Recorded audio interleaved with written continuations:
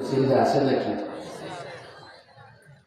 আশেপাশে মহল্লা আছে না শুধু কলেজ ইউনিভার্সিটি? এটা মনে হয় স্কুল মাঠ নাকি? ভাবি এটা স্কুল। ডান দিকে তো এলাকা মহল্লা, লোকজন আছে চারপাশে। আচ্ছা, তাহলে তো যদি লোকজন ঘুমিয়ে না থাকে, আশেপাশের লোকজন থাকে, মাহফিলে আসার দরকার আছে না নাই? আমি অনুরোধ করব, অন্তত এখনো যারা জিন্দা আছে, ডানে ভাই ঘোরাফেরা করতেছে, দ্রুত দ্রুত চলে আসে, দ্রুত চলে আসে। আজকে যেহেতু 3 দিনের প্রথম দিন, সাধারণত 3 দিনের প্রথম দিনে লোকদের একটু আগ্রহ কম থাকে। এই জন্য নিয়ম হচ্ছে 3 দিনের প্রথম দিনে তাড়াতাড়ি মাহফিল শেষ করে দেওয়া। আজকে যদি অনেক রাত পর্যন্ত ওয়াজ শোনেন, কাল কি করবেন? কাল ঘুমাবেন না, আসতে পারবেন না। আবার কালও যদি অধিক রাত পর্যন্ত চলে, পরশু দিন লোকজন খুঁজে পাওয়া যাবে না। এই জন্য প্রথম দিন 3 দিনের তাড়াতাড়ি মাহফিল শেষ করা চাই, যাতে মানুষের আগ্রহ থাকতে থাকতে তারা বাড়ি যেতে পারে। এই আগ্রহ ধরে রাখবে আগামীকালের জন্য। কিন্তু আমি তো এসছি প্রায় 11টা বেজে গেছে। সাধারণত এই এলাকায় মাহফিল রাত কয়টা পর্যন্ত চলে? 12টা পর্যন্ত চলে? সারা রাত চলে না? আপনি একাই সারা রাত? হ্যাঁ, সারা রাত চলে। বাংলাদেশের এখন এরিয়া আছে না নাই? মোমেন সাহিদে এখনো আমি রাতের 2টা 2:30টার সময় গিয়ে বয়ান করি।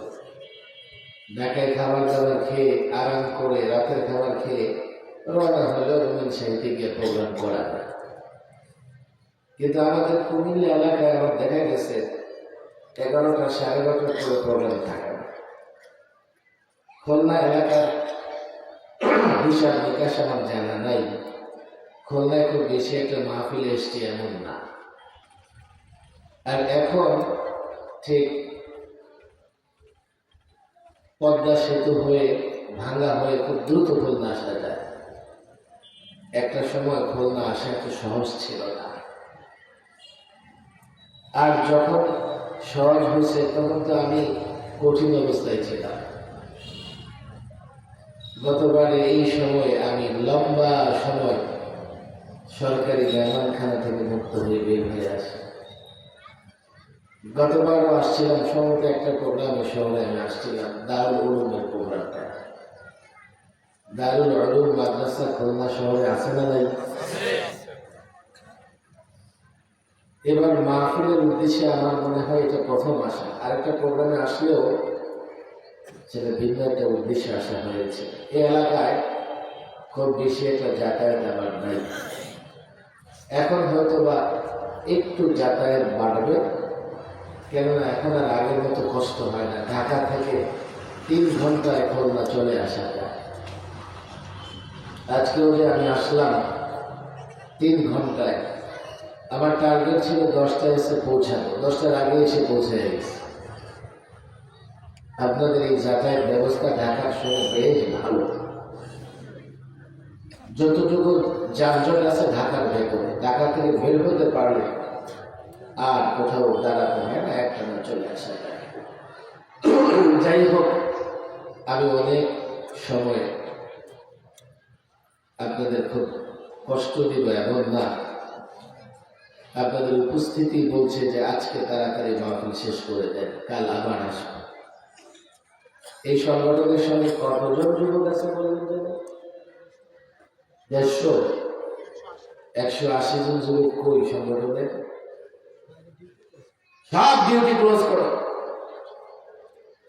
আমি সংগঠনের যুবকদের বলবো, এখন আর কিসের ডিউটি? আসো, তোমাদের ডিউটি খতম। বক্তাই তো এখন খতম হয়ে যাবে, তোমাদের ডিউটি দিয়ে কি হবে? মৌলানা মুফতি রিজওয়ান রফিকি আমার ছাত্র, লালবাগের ছাত্র।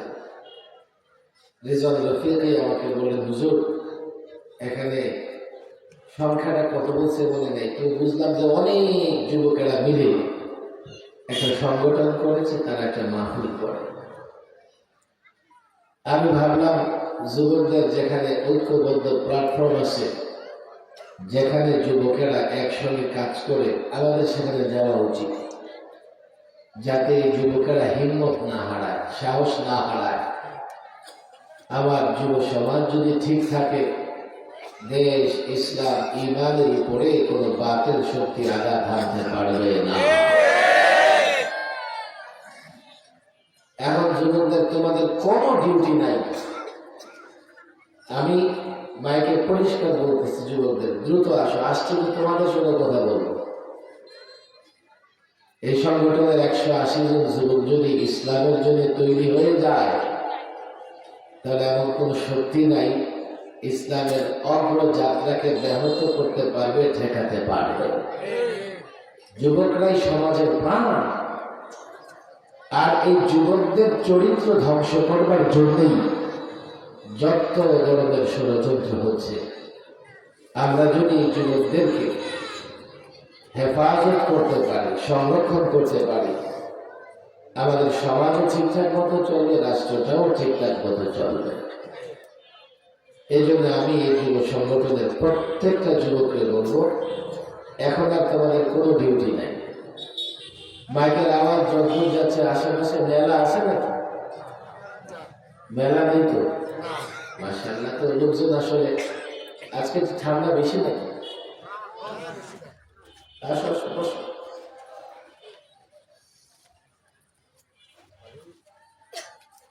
সারা রাতও না, 12টাও না, আধা ঘন্টা হয়তো 40 মিনিট কথা বলবো। থাকবে তো ইনশাআল্লাহ? নারাজ হবেন না তো? কষ্ট পাবেন না তো? বকাঝকা করবেন না তো? আমি ওয়াদা এই জন্যে নেই, মাঝখানে বলবেন হুজুর ভাবছিলাম কে আপনার বয়ান করতেছেন, ভাবছিলাম আপনি আজকের প্রধান বক্তা কোকিল কণ্ঠের অধিকারী হবে, অথচ আপনার কণ্ঠ থেকে উল্টা কিছু। ভাবছিলাম আপনি একটু টক ঝাল মিষ্টি দিয়ে আমাদেরকে এন্টারটেনমেন্ট দিবেন, বিনোদন দিবেন। এখন দেখি বিভিন্ন রকম, থাকেন আপনি, থাকেন আমরা যাই। এই জন্য একজনও উঠা বসা করতে পারবে না। প্রয়োজনের সময় আরো কমায় দেবো, আধা ঘন্টার চেপে কমায় দেব। আমরা যখন কিছু কথা বলি, দেখার জায়গা থেকে বলি, কোন চুক্তিবাদীও না, প্রফেশনাল কোন বক্তাও না। ওয়াজ নসিহত করা আমার 6 নম্বর কাজ। 1 থেকে 5 নম্বর পর্যন্ত কাজ শেষ করে যদি সুযোগ পাই তো না ফেলে যায়। কিছু ব্যথা আসে বলি, গত 16 বছরে 3 বার সরকারি মেহমান হওয়া লাগছে। 3 বার সরকারি মেহমান হওয়া লাগছে।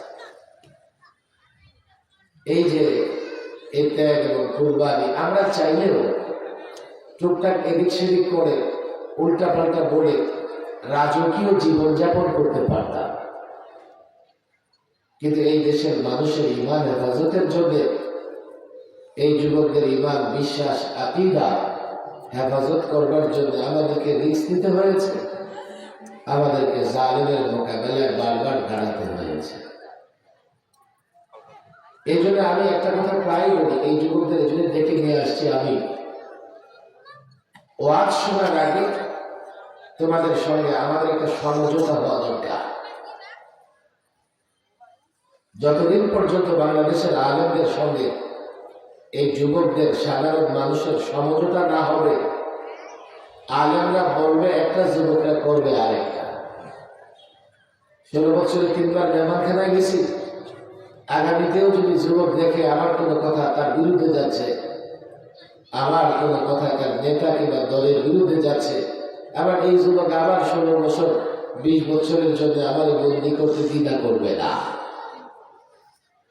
ওয়াজ নসিহতের আগে ওলামাদের সঙ্গে এই যুব সমাজের, মুসল্লি ভাইদের, ছাত্র সমাজের একটা সমঝোতা হওয়া উচিত, একটা চুক্তি হওয়া উচিত।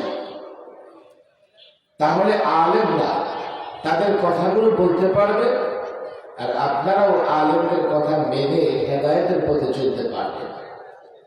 আলেমদের সঙ্গে যদি সমঝোতা না হয়, আলেমদের বিরোধিতা করে দুনিয়াও বরবাদ করে ফেলবে, আখিরাতও বরবাদ করে ফেলবে। হুজুর বলেন, কি সমঝোতা আপনি আমার সঙ্গে করতে চান? কোন বিষয়ে আপনার সঙ্গে সমঝোতা দরকার? আর এই কথা তো কেউ বলে না। আপনি আবার এই সমঝোতা চুক্তির কথা কোত্থেকে পাইলেন? ভাই, আমার মতো এত লম্বা সময় মেহমান খানায় তো কেউ থাকে না, এতটা জুলুম টর্চারও কেউ সহ্য করে নাই। শেষ বারো প্রায় 2.5 মাস সরকারি মেহমানখানায় যাওয়ার আগে 2.5 মাস বিশেষ মেহমানখানা রিমান্ডে। ব্যথা নিয়ে কথা বলি, কিন্তু আমাদের সমাজে এমন হয়ে গেছে এই কথাগুলোর যথাযথ মূল্যায়ন আমাদের সমাজের লোকেরা করে না। আলেম ওলামাদের কথাগুলো যদি যথাযথ মূল্যায়িত না হয়, 53 বৎসরে দেশে শান্তি প্রতিষ্ঠিত হয় নাই, 53,000 বৎসরেও বাংলাদেশে শান্তি প্রতিষ্ঠিত হবে না। আগুন জ্বলতেছে, আরো জ্বলবে, আরো জ্বলবে। লাশ পড়েছে, আরো লাশ পড়বে। দেশ এবং জনগণের সম্পদ নষ্ট হয়েছে, আরো নষ্ট হবে। শান্তি প্রতিষ্ঠিত হবে না। আমি যুবকদের বলি, আমার দিকে খেয়াল করো, যে কজন যুবক আছে, মাশাআল্লাহ, মাহফিল হয়তো বা 3য় দিন অনেক লোকজন হবে, ঠিক আছে। আজকে আপনারা যারা আসছেন, আমি যদি আপনাদেরকে আমার মনের ব্যথাটা বোঝাতে পারি আর আপনারা সেটা বুঝে যান, বুঝে আমাকে সহযোগিতা করে, এই কজন যুবক, এই কজন মুসল্লি পুরো এই এলাকায় নয়, পুরো খুলনার হেদায়েতের জন্য যথেষ্ট হয়ে যাবে। আরে কাজের লোক বেশি লাগে না, কাজের লোক বেশি লাগে না, কাজ করবে এই প্রতিজ্ঞা যার থাকে, কম সংখ্যক লোক অনেক কাজ করতে পারে। আপনাদের সঙ্গে কয়টা সমঝোতা হবে? কয়টা বিষয় সমঝোতা হবে? 3টা। কয়টা? আপনাদের মন খারাপ নাকি? আমার কথা নারাজ না ঘুম ধরে গেছে? বলেন আল্লাহু আকবার। বলিউডে বাড়াইতে হবে পরিধান মানুষ। এখান থেকে সুন্দরবন কাছে না দূরে? কয় কিলোমিটার? 60 কিলোমিটার। সেটা কাছে। সুন্দরবনে জানতো মাঝে মধ্যে নাই। সুন্দরবনে কি শোনা যায়? শিয়ালের ডাক। শিয়ালের ডাক শুনতে সুন্দরবনে যায়। কার গর্জন?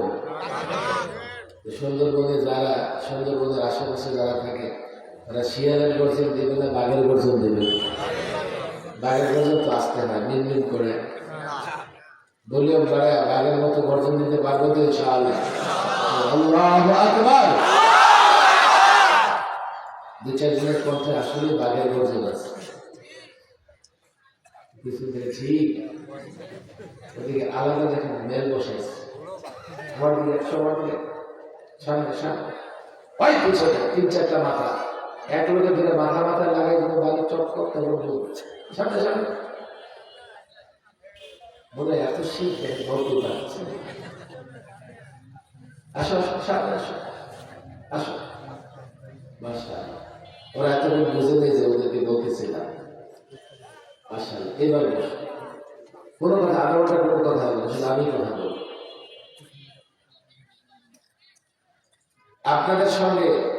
আমি বলতে আমরা ওলামায়ে কেরাম যারা চতুর্মুখী দ্বীনের কাজ করি, দ্বীনকে শুধু ব্যক্তি জীবনে না, সমাজ এবং রাষ্ট্র জীবনেও দ্বীন প্রতিষ্ঠা করতে চাই, আমাদের সঙ্গে আপনাদের সমঝোতা দরকার আছে না নাই?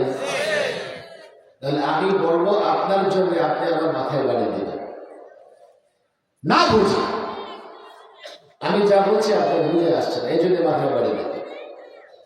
আমি যা বলছি আপনার দলের বিরুদ্ধে যাবে, দিবেন আমার মাথায় বাড়ি। আমি যা বলছি আপনার নেতার বিরুদ্ধে যাবে, দিবেন আমার মাথায় বাড়ি। আমি যুবকদের সঙ্গে বিশেষ করে এখন কোনো মাহফিলে গেলে আমি সমঝোতা করে দিই। আমার কথা বুঝবার চেষ্টা করেন।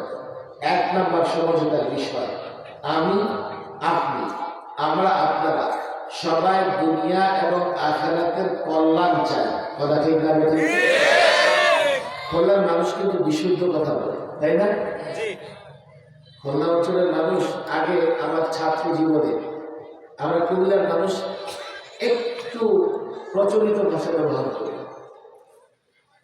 কিন্তু খুলনার ছাত্রদের দেখলাম খুব বিশুদ্ধ ভাষায় কথা বলতেছে। সুতরাং আমি যে ভাষায় কথা বলতেছি, যদি আমার ভাষা কুমিল্লার মতো নয়, আমি বক্তৃতা করতে করতে আমার শুদ্ধ ভাষায় বক্তৃতা করি, আমার কথা বুঝতে তো সমস্যা হওয়ার কথা না। আগে কিছু জায়গায় এমন দরকার যে জায়গায় আপনিও একমত, আমিও একমত,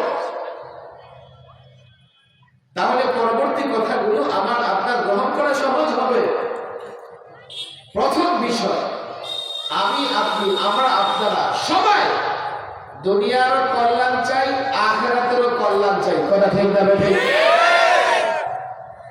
কেন আমরা মুমিন? কোরআনে কারিমে দুই দলের কথা আল্লাহ তাবারক ওয়া তাআলা আলোচনা করেছেন। দুই দল মানুষের কথা। একদল মানুষ কি? ফামিনান নাসি মান ইয়াকুল রাব্বানা আতিনা ফিদ দুনিয়া ওয়া মা লাহু ফিল আখিরাতি মিন খালাক। একদল মানুষ এমন যারা বলে আল্লাহ দুনিয়া দাও, দুনিয়া দাও, দুনিয়া দাও। বুঝবার চেষ্টা করেন আল্লাহ কি বলেন জানেন? আখিরাতে তাদের কোনো হিস্সা নাই, তাদের কোনো অংশ নাই, কিচ্ছু পাবে না আপনারা। এখন প্রশ্ন আসে, সে যে দুনিয়া চাইল, দুনিয়া পাবে কিনা? দুনিয়া পাওয়ার কোনো গ্যারান্টি নাই, তবে আখিরাত যে পাবে না এটা গ্যারান্টি আছে। আখিরাতে তার কোনো হিস্সাই নাই, মানে জান্নাতে যেতে পারবে না। এই জন্য যারা শুধু দুনিয়া দুনিয়া করে, সবাই কি দুনিয়ার সম্পদ পেয়ে যায়? কেউ পায়, কেউ পায় না, কিন্তু পোড়া কপাল তার, আখিরাতে তার কোনো হিস্সা, তার কোনো অংশ থাকবে না। এরা কাফের, ওরা বেঈমান। আর যারা মুমিন তারা কি বলে? রব্বানা আতিনা ফিদ দুনিয়া হাসানা ওয়া ফিল আখিরাতি হাসানা ওয়া কিনা আযাবান নার উলাইকা লাহুম নাসীবুম মিম্মা কাসাবু আল্লাহু সারিউল হিসাব। আরেকদল আছে যারা মুমিন, যারা বলে আল্লাহ দুনিয়ার কল্যাণ দাও, আখিরাতের কল্যাণ দাও। এটা কোরআনে কারীমের আয়াত। তবে আলেমরা যখনই হাত উঠায় এই আয়াত দ্বারা দোয়া করে। কথা ঠিক না বেঠিক? কেন জানেন?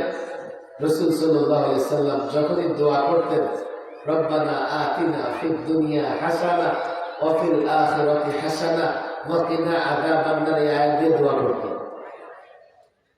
এই আয়াতে দুনিয়া এবং আখিরাত উভয় জগতের কল্যাণ চাওয়া হয়েছে। এবার আসেন, যে দুনিয়া আখিরাতের কল্যাণ চাইবে, আল্লাহ বলতেছে সে দুনিয়া আখিরাতের কল্যাণ পেয়ে যাবে। দুনিয়ার কল্যাণও পাবে, আখিরাতের কল্যাণও পাবে। এরা মুমিন, এরা মুমিন। আমি যদি মুমিন হই তাহলে পাক্কা আমার এই ইরাদা থাকতে হবে, আমি দুনিয়ার কল্যাণও চাই, আখিরাতের কল্যাণ চাই। কথা ঠিক না বেঠিক? এই কথায় আমি আপনার মধ্যে একটা চুক্তি সমঝোতা হতে পারে যে এই কথার মধ্যে আমি, আপনি, আমরা সবাই একমত। কথা ঠিক না বেঠিক? আপনাদের কষ্ট হচ্ছে না? কষ্ট একটু আমার কথাগুলো শোনেন। বাকি জিন্দেগিতে কবে আপনাদের সঙ্গে দেখা হয় আল্লাহ ভালো জানে। যেহেতু আজকে এসছি, আপনারাও বসে গেছেন, হয়তো আমাকে পছন্দ করেন না, কথাও ভালো লাগতেছে না, বসে যেহেতু পড়েছেন, কিছুটা সময় ঠান্ডা মাথায় আমার কথাগুলো শোনেন।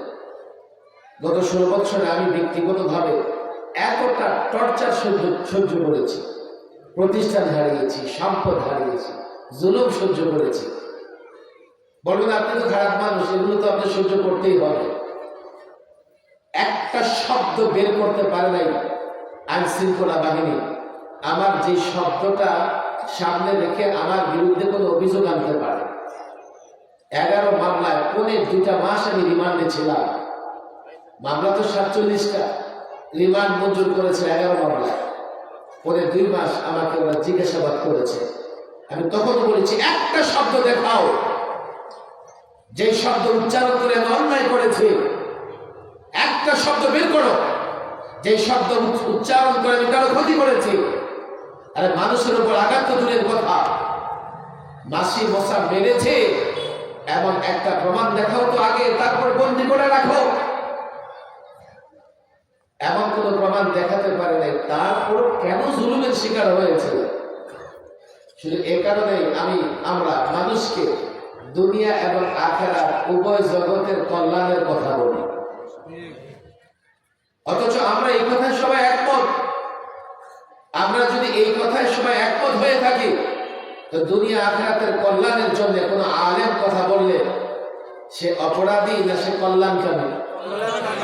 আলেমের উপর টর্চার কেন করা হবে? রোজ রাখেন কিছুদিন দুনিয়া কামাই নেই, চোখের সামনে দুনিয়া আখিরাত কবে কবে আসবে। আমি মাঝে মধ্যে বলি, দেখো একটু চিন্তা করে দেখো, তুমি তো আখিরাত অনেক দূরে মনে করতেছো, দুনিয়ার বাগানে সাজানোর চেষ্টা করতেছো, আর এই দুনিয়ার বাগান সজ্জিত হবার চাইতেও আখিরাত তোমার নিকটবর্তী। বুঝলাম না আখিরাত নিকটবর্তী মানে? খেয়াল করে, আপনি একটা 6 তলা বাড়ির কাজ শুরু করছেন, বাড়িতে কমপক্ষে 1 বছর লাগবে কি লাগবে না? আপনি সকালবেলা ইন্তেকাল করছেন, বিকেলের আগে আপনাকে দাফন করে ফেলছেন, 1 বছর তো লাগবে নাকি? কবরে যাবেন, মুনকার নাকির সওয়াল করতে আসবে কি আসবে না? আল্লাহু আকবার। যদি সওয়াল জবাবের কি করতে পারে, ঠিক মতো সওয়ালের জবাব দিতে পারেন, ফেরেশতা কি বলবে? নাম কাদাওয়াতুল আরুস, নব দুলহানের মতো, নতুন জামাইয়ের মতো ঘুমাও ঘুমাও ঘুমাও, আমরা তোমার জন্য জান্নাতের বিছানা নিয়ে আসতেছি। জান্নাতের বিছানা বিছায় দেওয়া হবে, কবরে এসে জান্নাতের বিছানায় আরাম করতে থাকবে। কত দূরে দেখছেন? বলুন, কবর না তো জান্নাতের কথা বলতেছে। হাজার হাজার বছর তো কবরে থাকতে হবে। আরে থাকবেন 1000 বছর, আপনার কাছে মনে হবে 1 মুহূর্ত। কেমনে? যখন জান্নাতের বিছানা আপনাকে ঘুম পাড়ায় দেওয়া হবে, 1 ঘুম দিবেন আপনি, ইসরাফিল যখন সিংহের ফু দিবে তখন ঘুম ভাঙবে, দৌড়ে গিয়ে হাসরের ময়দানে জমা হবে। কিয়ামতের সেই দিন এই দুনিয়ার 50,000 বছরের সমান হবে। 50,000 বছর, এই কঠিন একটা সময়, এত লম্বা সময়, যারা পাপী তারা বুঝবে কতটা কষ্ট। কিন্তু যারা নেককার, ঘুম থেকে উঠে দৌড়ে হাসরের ময়দানে জমা হবে, আহা, দুনিয়ার আসর থেকে মাগরিব পর্যন্ত যেটুকু সময়, এইটুকু সময়ের মধ্যে হিসাব নিকাশ কমপ্লিট করে পুলসেরাত পার হয়ে জান্নাতে চলে যাবে। বলেন, আপনার 5 তলা বাড়ি নির্মাণ কাছে না জান্নাত কাছে? কে বলেছে জান্নাত দূরে? হ্যাঁ, যদি পাপী হয়, কবরে সেই যে পাপ করতে আযাব হয়, হাসরের ময়দানে 50,000 বছর পর্যন্ত তাকে ঘোরাঘুরি করতে হবে। তার হিসাব বড় কঠিন হবে, কঠিন হিসাব হবে। এরপরে হিসাব নিকাশ যদি দিয়ে পুলসেরাত পার হতে পারে জান্নাতে যাবে, নাহলে নিচে পড়ে জাহান্নামে যাবে। যদি আখিরাত কেউ যদি না চায়, সে বোকা। দুনিয়াকে খুব কাছে মনে করে, আখিরাতের কোনো খবর নাই। অথচ মরলেই তো আখিরাতের প্রথম ঘাঁটি, কবরের বিপদ শুরু হয়ে যাবে। আলোচনা আমি দীর্ঘায়িত করবো না। 1 নম্বর সমঝোতা, আমরা সকলে দুনিয়া আখিরাতের কল্যাণ চাই কি চাই না? এখন কোন মৌলভী সাহেব যদি দুনিয়া আখিরাতের কল্যাণের কথা বলে, তার মাথায় বাড়ি দিবে না। 2 নম্বর সমঝোতায় আসে, দুনিয়া আখিরাতের কল্যাণ কোন পথে আসবে? আমার এই ছাত্র ভাইয়েরা যারা যুবক তারা বলবে হুজুর ডেমোক্রেসি গণতন্ত্রের মাধ্যমে আসে। এমন একদল আছে না? কে বলবে না হুজুর সেকুলারিজম, ধর্ম নিরপেক্ষতা হলে দুনিয়া আখিরাতের কল্যাণ চলে আসবে। কেউ বলবে না হুজুর সোশ্যালিজম, সমাজতন্ত্র। আবার কেউ বলবে না ন্যাশনালিজম, জাতীয়তাবাদ। আমি যখন যুবকদের সামনে কথা বলে অনেক কথা বলতে মন চায়। বাংলাদেশ মূলত ঘুরে ফিরে এই চারটা তন্ত্র দ্বারা পরিচালিত হয়। আবার আমি যখন এই চারটা তন্ত্রের সমালোচনা করব, আমার শিক্ষিত ভাইয়েরা বলবে আপনি তো মৌলবাদী, কেউ বলবে আপনি ধর্মান্ধ, কেউ বলবে আপনি সাম্প্রদায়িক, কেউ বলবে আপনি জঙ্গি, আপনি উগ্রবাদী। আমি যদি তন্ত্র মন্ত্রের সমালোচনা করি, আমি বলি ওরা জ্ঞান পাবে, জ্ঞান পাবে। আর যদি চোখ খুলে দেখো এই তন্ত্র মন্ত্রের সমালোচনাকারী আমি প্রথম ব্যক্তি নই। পৃথিবীর সব জায়গায় তন্ত্র মন্ত্র নিয়ে সমালোচনা আছে। তোমরা যারা স্কুল কলেজে পড়ো, তোমাদের রাষ্ট্রবিজ্ঞান বইয়ে দেখো গণতন্ত্রের সুফল কুফল নিয়ে বিতর্ক আছে। ইউরোপ আমেরিকায় গণতন্ত্র ডেমোক্রেসি নিয়ে বিতর্ক আছে। সেকুলারিজম ধর্ম নিরপেক্ষতা, যে পশ্চিমা রাষ্ট্রগুলো থেকে সেকুলারিজম চালু হয়েছে সেই পশ্চিমা রাষ্ট্রের সর্বপ্রথম সেকুলারিজমের বিরোধিতা হয়েছে। তোমাদের মাথায় সেকুলারিজম আর গণতন্ত্র ডেমোক্রেসি এতটা বাসা বেঁধে আছে, আমি যখন এগুলার সমালোচনা করি তোমাদের সহ্য হয় না। অথচ এই তন্ত্র মন্ত্র দিয়ে দুনিয়া আখিরাতের কল্যাণ আসবে না। দুনিয়া আখিরাতের কল্যাণ আসবে কোন পথে? ইসলামের পথে। কথা ঠিক না বেঠিক? আচ্ছা, এই জায়গায় কি আপনারা আমার সঙ্গে একমত? আসলে একমত? দুর্বল আওয়াজ কেন?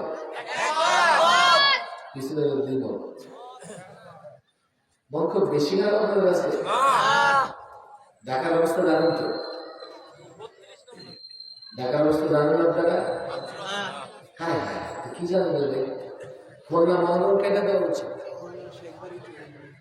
খুলনা শেখবাড়িতে বলে ঝামেলা হচ্ছে। শেখবাড়ি কোথায় আপনারা? এই জন্য খারাপ।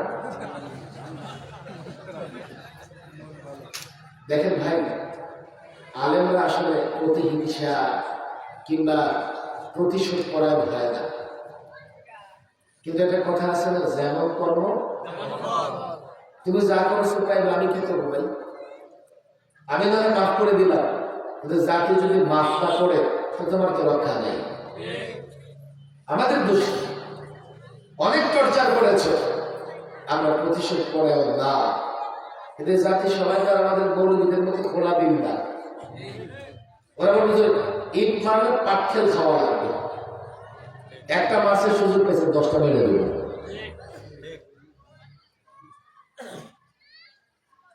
অনেক কথা,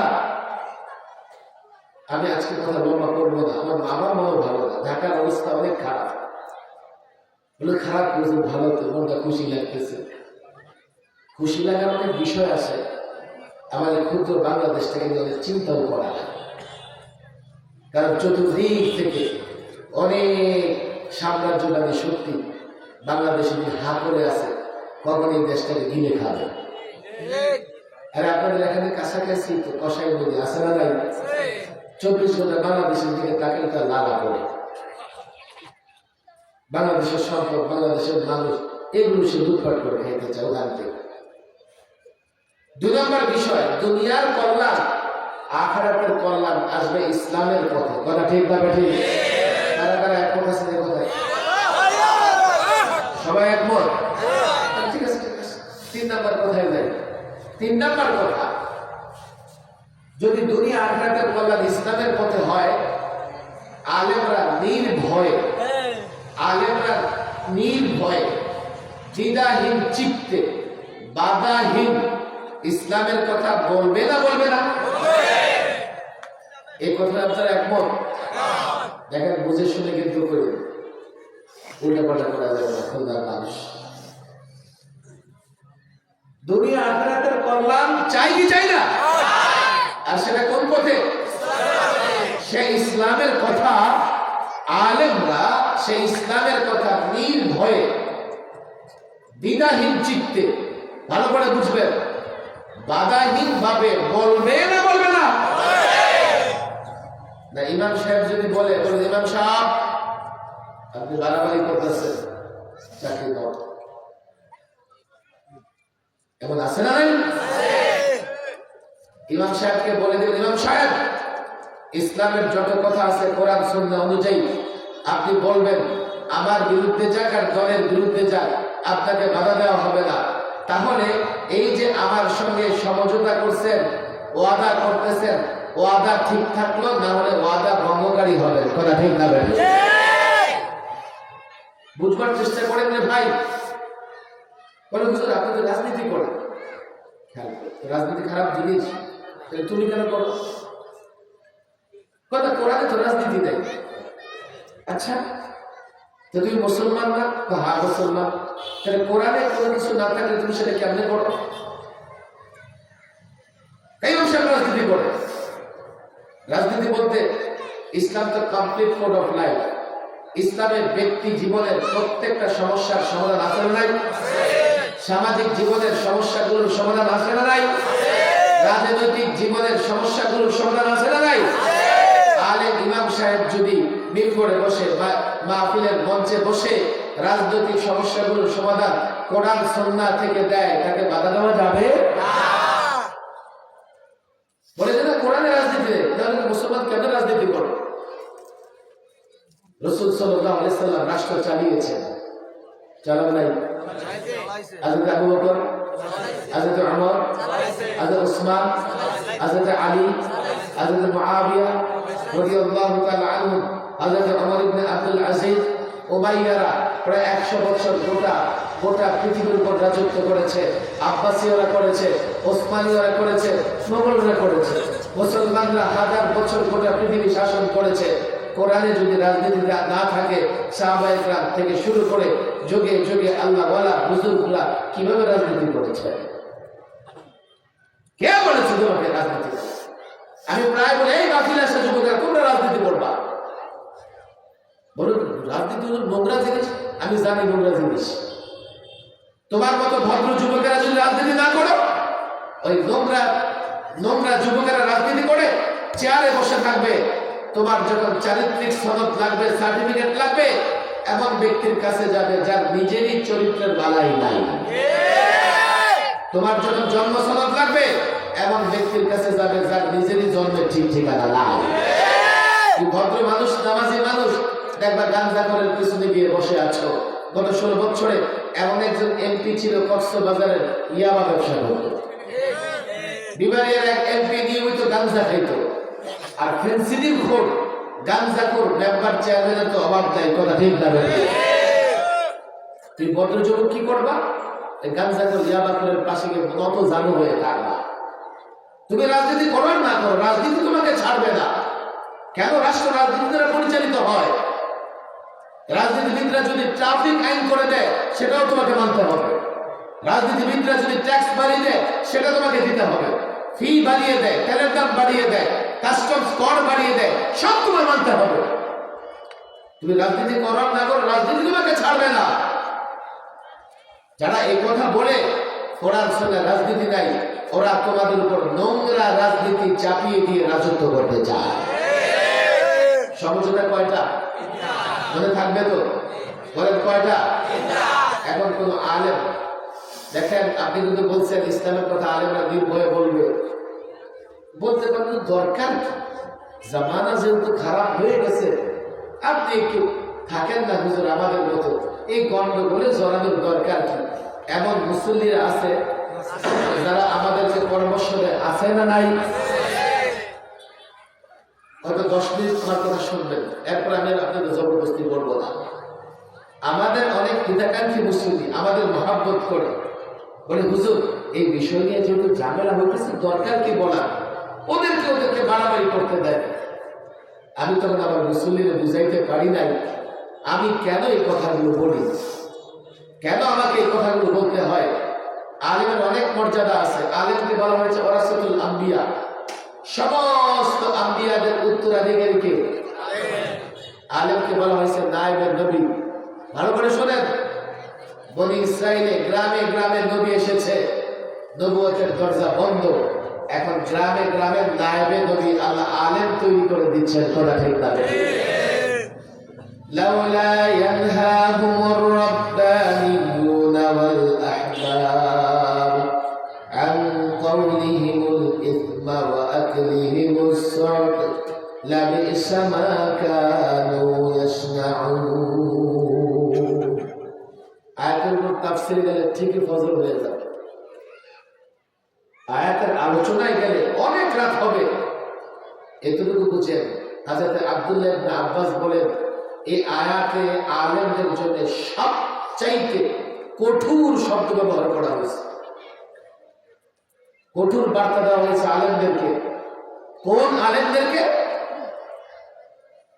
যারা, ভালো করে শুনেন, যারা অনৈতিক কাজ, অন্যায় কাজ, অনৈতিক অন্যায় কাজ মানে মিথ্যা, দুর্নীতি, টেন্ডারবাজি, যাই বলেন না কেন, সমস্ত অনৈতিক কাজ, সুদ ঘুষ থেকে জাতিকে নিষেধ না করে সে আলেমদেরকে এখানে কঠোর বার্তা দেওয়া হয়েছে।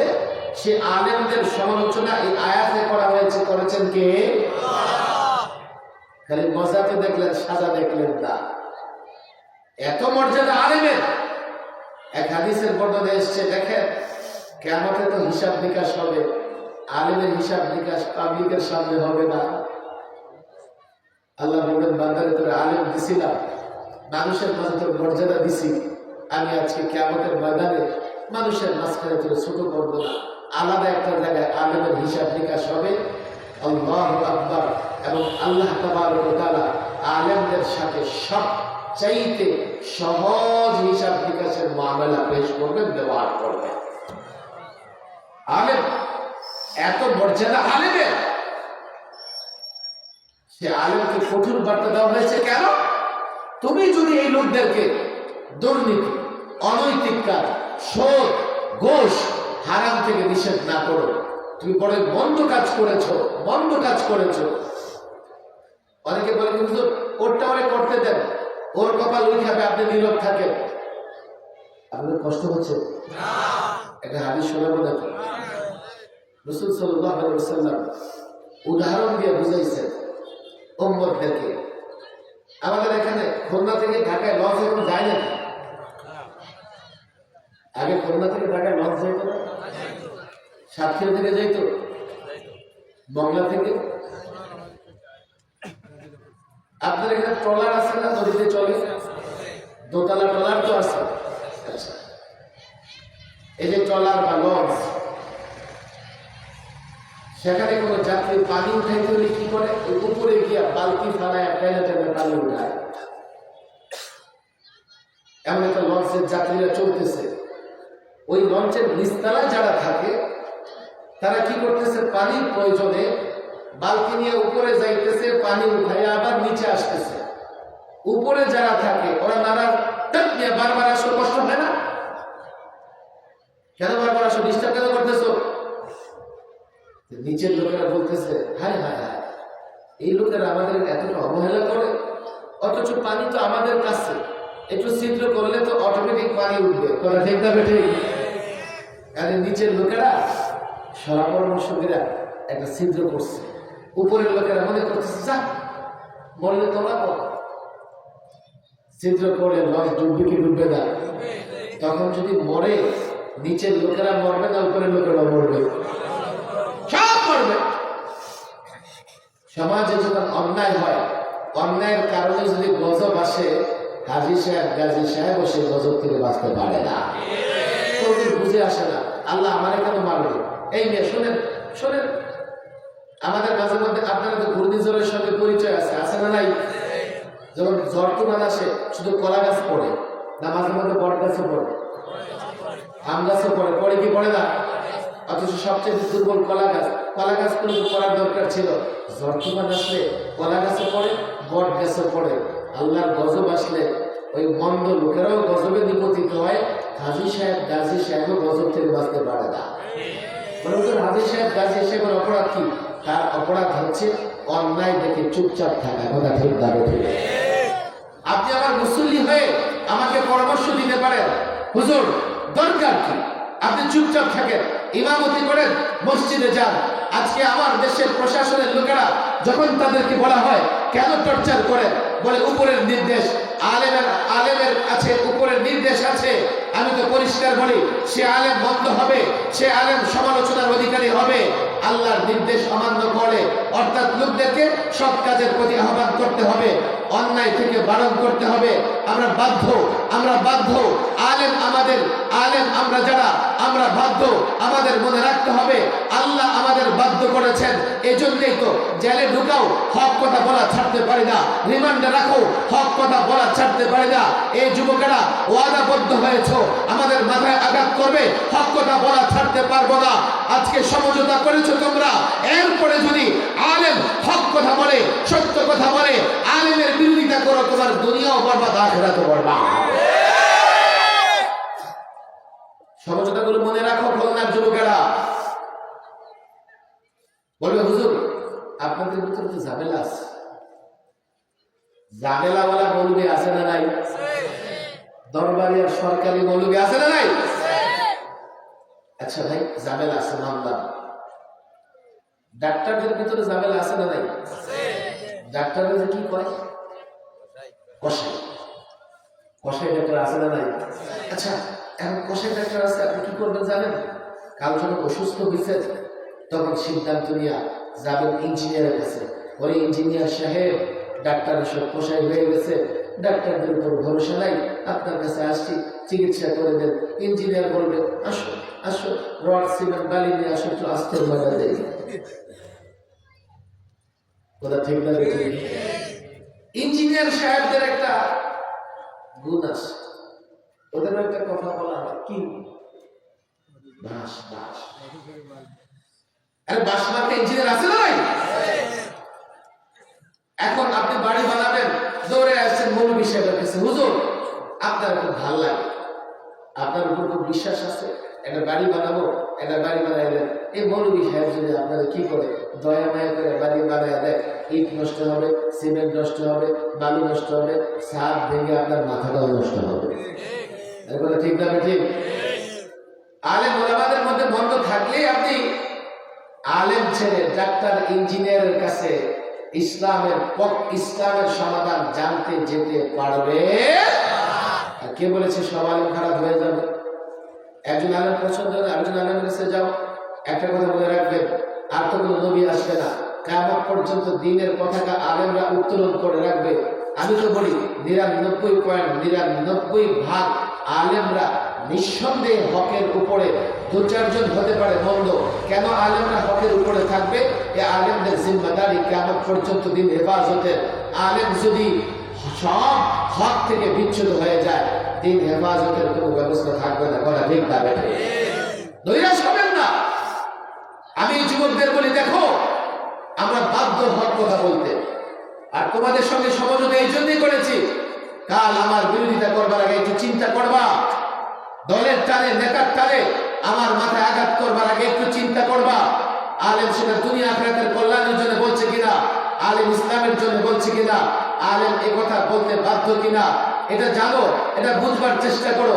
দেখো 53 বছরে তোমরা তোমাদের নেতা নেত্রী দল সংগঠনের পেছনে অনেক ছুটেছো, কি হয়েছে বাংলাদেশে? এই 53 বছরে ক্ষমতায় যাবার জন্য, ক্ষমতায় থাকবার জন্য এত লাশ পড়েছে, কোন দেশের যুদ্ধ এতটা লাশ পড়ে না। এই 53 বছরে ক্ষমতা কেন্দ্রিক লড়াইয়ে এতটা জনতার সম্পদ বিনষ্ট হয়েছে, এত গাড়ি ভাঙচুর হয়েছে, জাপান বছরে এত গাড়িও বানায় না। 53,000 বছর লড়াই করো, শান্তি আসবে না। আজকে তুমি তাকে মারবে, কাল আবার সে তোমাকে মারবে। কথা ঠিক না? বেঠে শান্তি চাইতে হলে ইসলাম ছাড়া দুনিয়া আখিরাতের কল্যাণ নাই। কথা ঠিক না? বেঠে সেই ইসলাম নিয়ে যদি আমরা কাজ করি, আমাদের সঙ্গে দিবেন তো ইনশাআল্লাহ? এই সংগঠনের যুবকরা আছে তো?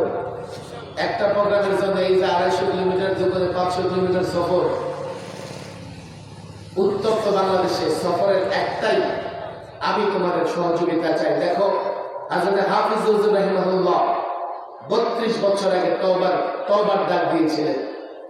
32 বছর আগে জাতির রাজনীতিবিদরা তওবা গ্রহণ করে যদি কোরআন সুন্নাহ প্রতিষ্ঠার কাজ শুরু করে দিত, তো 32 বছর পরে আর ছাত্র জন্য তার রক্তে রাজপথ লাল হয় না। আমি আহ্বান জানাই যুবকদেরকে, কোরআন সুন্নাহ যেহেতু কমপ্লিট কোড অফ লাইফ, ব্যক্তি সমাজ রাষ্ট্র জীবনের প্রত্যেকটা সমস্যার সমাধান কোরআনে আছে। সেই সমস্যাগুলোর সমাধান আমরা তোমাদের কাছে পেশ করতে চাই এবং তোমরা আমাদের সহযোগিতা করবে এই প্রত্যাশা নিয়েই গ্রামে গ্রামে ঘুরে বেড়াই, মাহফিল মাহফিলে ঘুরে বেড়াই। তাহলে পুরা মৌসুমে তোমরা যা হাদিয়া দিবে, আল্লাহ এতটুকু সুযোগ দিয়েছে, 3 দিন ব্যবসা করলে এর চেয়ে বেশি কামাইতে পারবে। পুরা বছরে খানদানি যে ব্যবসা আছে, 3 দিন ব্যবসা করলে এর চেয়ে বেশি কামাইতে পারবো। অর্থ উদ্দেশ্য নয়, আল্লাহ থেকে নির্দেশ প্রাপ্ত হয়ে আমরা বাধ্য তোমাদের কাছে পূর্ণাঙ্গ ইসলাম পৌঁছে দেব। আমরা হাফিজুর রাহিমাহুল্লাহ এর সূত্র ধরে আল্লামা মুফতি আমিন রাহিমাহুল্লাহ তার চেতনা নিয়ে এই জমিনে কোরআন সুন্নাহ প্রতিষ্ঠার চেষ্টা করতেছি। আপনারা সহযোগিতা করবেন তো ইনশাআল্লাহ? কারা কারা সহযোগিতা করবেন? ওয়াদা কার সঙ্গে করতেছে? বলে এই যুবকেরা কার সঙ্গে? আমাদের সহযোগিতা করবা তো ইনশাআল্লাহ? আমাদের সহযোগিতা করবা তো ইনশাআল্লাহ? আল্লাহ কবুল আর মঞ্জুর করে দিন। এখনই দোয়া হয়ে যাবে। এখানে প্রায় 180 জন যুবক মিলে এই যে একটা মাহফিল করতেছে এবং তারা একটা মহিলা মাদ্রাসা পরিচালনা করে। আপনাদের কাছে আমার বিনীত আবেদন থাকবে, এই মাদ্রাসায় সহযোগিতা করবেন তো ইনশাআল্লাহ? আমি যুবকদের বলি, দেখো, শুধু মাহফিলই দিন না, দিনের আরো অন্যান্য অংশ আছে, আছে না নাই?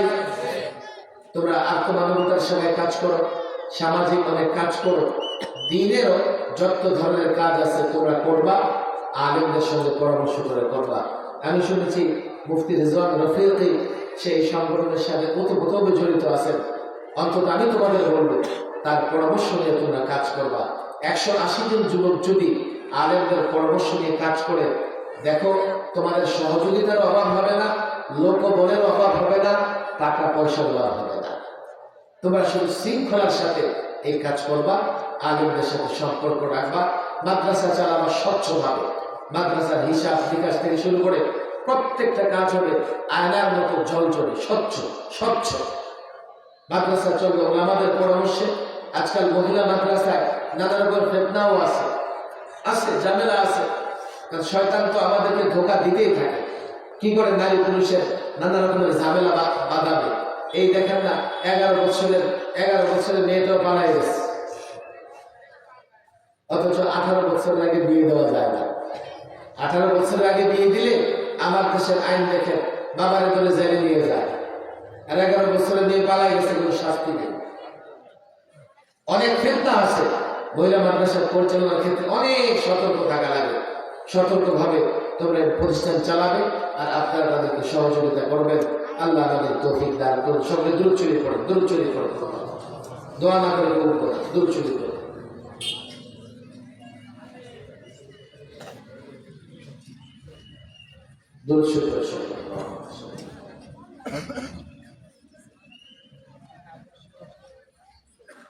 اللهم انت السلام ومنك السلام تباركت يا ذا الجلال والاكرام. ربنا ظلمنا انفسنا وان لم تغفر لنا وترحمنا لنكونن من الخاسرين. ربنا لا تزغ قلوبنا بعد إذ هديتنا وهب لنا من لدنك رحمة إنك أنت الوهاب. يا الله يا أرحم الراحمين. আল্লাহ তাবারক ওয়া তাআলা 3 দিন ব্যাপী ইসলামী সম্মেলনের প্রথম দিনের শেষ মুহূর্তে আমি গুনাহগার, আমি অদম যুবকদের সঙ্গে নিয়ে, টুপি দাড়িওয়ালাদের সঙ্গে নিয়ে তোমার দরবারে হাত তুলেছি। বাড়ি বিকেল থেকে যারা বসে আছে মধ্যরাত পর্যন্ত প্রত্যেককে আপনি দ্বীনের জন্য কবুল করে নেন। আল্লাহ তাবারক ওয়া তাআলা জীবনে যত ভুল করেছি, অন্যায় করেছি, নাফরমানি করে ফেলেছি, শয়তানের ধোঁকায় পড়ে, নফসের ধোঁকায় পড়ে, সমস্ত ভুলের জন্য অনুতপ্ত লজ্জিত হয়ে তাওবা করতেছি। মালিক আমাদের তওবা কবুল করে নাও, আমাদের সকলকে তওবা কবুল করে আপনার নেককার বান্দাদের অন্তর্ভুক্ত করে দেন। আল্লাহ তাবারক ওয়া তাআলা আমাদের মধ্যে যারা অসুস্থ তাদেরকে সুস্থতার নিয়ামত দান করেন, যারা পেরেশানিতে আছে পেরেশানি দূর করে দেন। আল্লাহ তাবারক ওয়া তাআলা যে সমস্ত যুবকেরা বেকার আছে তাদের জন্য উত্তম কর্মসংস্থানের ব্যবস্থা করে দেন, আমাদের সকলের জন্য হালাল রিজিকের ব্যবস্থা করে দেন। আল্লাহ তাবারক ওয়া তাআলা যারা আমাদের ছেড়ে কবর দেশে শায়িত হয়েছে, মালিক তাদের কবরকে জান্নাতের বাগান বানায় দেন। আমাদের সন্তানদেরকে মানুষের মতো মানুষ বানান, হাফেজে কোরআন বানান, আলিম বানান, মুফতি বানান, মুহাদ্দিস বানান, শয়তানের ধোঁকা থেকে হেফাজত করে। আল্লাহ তাবারক ওয়া তাআলা যুবকদেরকে দ্বীনের জন্য কবুল করে দেন, যুবকদের প্রতিষ্ঠিত মাদ্রাসাকে কবুল করে দেন। এই মাদ্রাসা যেন ভালোভাবে পরিচালিত হতে পারে, এর জন্য যত ইন্তজাম দরকার, অর্থ করে দরকার, সব কিছু আপনি ব্যবস্থা করে দেন। আল্লাহ তাবারক ওয়া তাআলা দেশটাকে শান্তি দ্বারা পরিপূর্ণ করে দেন, সমস্ত অশান্তি দূর করে দেন। আল্লাহ কাফের বেঈমান ইহুদি নাসারাদের ষড়যন্ত্র থেকে দেশটাকে হেফাজত করেন, প্রত্যেকটা মুসলমান রাষ্ট্রকে হেফাজত করেন, প্রত্যেকটা মুসলমান নরনারীকে ইজ্জত আবরু সংরক্ষণ করার তৌফিক দেন। ربنا آتنا في الدنيا حسنة وفي الآخرة حسنة وقنا عذاب النار. سبحان ربك رب العزة عما يصفون وسلام على المرسلين والحمد لله رب العالمين.